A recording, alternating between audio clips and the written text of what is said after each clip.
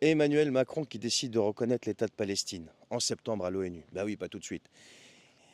Il décide ça en plein été.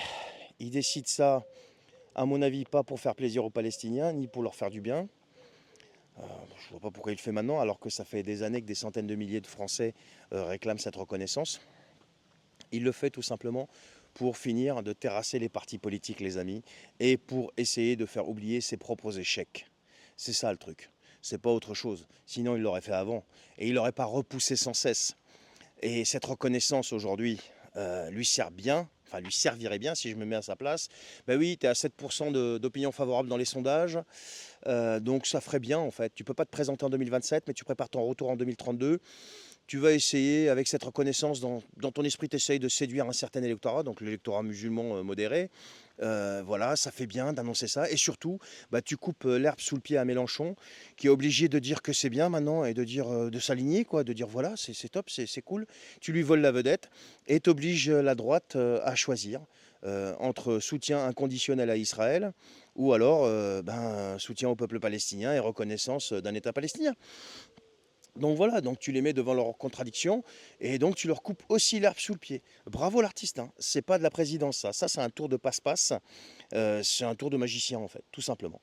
Et tout ça c'est fait pour voler la vedette à tout le monde, apparaître comme le chef d'État qui a reconnu le premier l'État de Palestine, alors qu'entre nous il en a strictement rien à faire, il s'en fout de ça, sinon il serait battu pour ça avant, il n'aurait pas fait son en même temps soutien inconditionnel d'un côté à Israël et de l'autre côté une posture humanitaire bidon qui n'a servi à rien. Et aujourd'hui, malheureusement, non seulement il perd en crédibilité, si il était tout seul à perdre en crédibilité, ce serait un demi-problème, mais il fait perdre la France en crédibilité. Écoutez ce qu'a dit Trump. Trump l'a clashé dans la foulée. Donc voilà pourquoi il fait ça, les amis. Il ne fait pas ça malheureusement pour faire plaisir aux Palestiniens et pour leur faire du bien, parce qu'en attendant, avec toutes ces déclarations, ça ne change rien sur place. Gaza est toujours sous le feu. Les Palestiniens, les civils continuent de mourir. Les bombes continuent de tomber, quoi. Voilà. Donc des fois, vaut mieux se taire, en fait. Des fois, vaut mieux se taire. Parce que pour pouvoir faire des déclarations comme ça, il faut être crédible.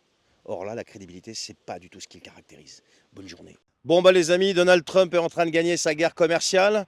Ben ouais, pendant que notre Mac national vend la souveraineté de la France à Bruxelles, Trump, lui, impose ses règles au monde entier. Ben ouais, 30% de taxes sur les produits européens dès le 1er août, si l'Union européenne ne plie pas. Résultat, Ursula von der Leyen court à Édimbourg, en Écosse, pour négocier. Bah ouais, elle n'a pas le choix.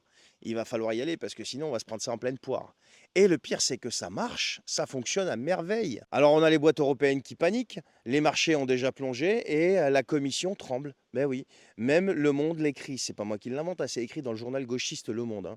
Trump est en passe de gagner. Pourquoi? Eh bien parce qu'il ne supplie pas ce mec-là, il impose depuis le début, il est comme ça.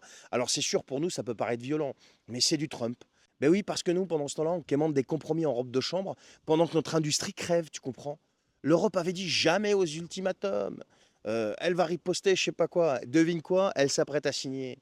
Trump met la pression. L'Union européenne baisse les yeux. C'est comme ça que ça marche. Voilà ce que c'est qu'un mec qui défend son pays, l'intérêt de son pays et l'intérêt de son peuple. Chez nous, ça n'existe pas. Allez, je vous souhaite une bonne journée.